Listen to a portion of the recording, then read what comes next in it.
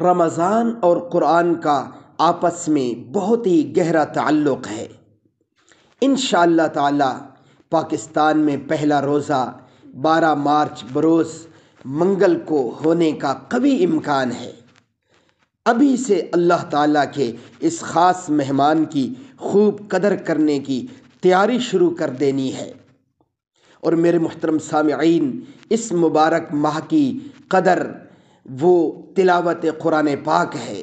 خوب تلاوت قرآن پاک کیجیے، خوب استغفار کیجیے، خوب اس مبارک ماہ میں اگر اللہ نے توفیق دی ہے تو صدقہ و خیرات کیجیے۔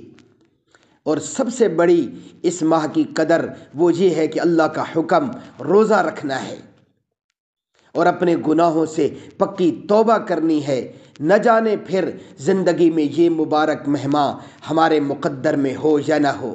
اللہ عمل کرنے کی توفیق عطا فرمائے۔